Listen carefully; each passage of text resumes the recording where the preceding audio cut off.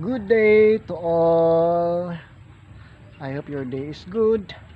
Now I'm here inside my farm and I am starting a campaign for donation drive of our Filipino brothers and sisters affected by series of typhoons in Luzon, particularly in Catanduanes, Bicol region and Cagayan Valley.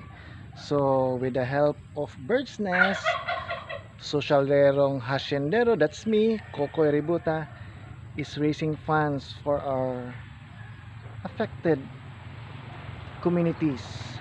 So I'm selling my makopa. This is very nice makopa from our hacienda. This makopa I'm selling it only for 100 pesos, but the entire amount will go directly to the communities affected by the typhoons. And I have also red cardinal, very beautiful red cardinal grapes. It's a red grapes. It's a table grapes.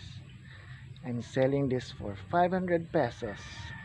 So the entire amount will go directly to the communities affected in Luzon. So we have partners there, we have friends there that I can directly share or transfer your donation. So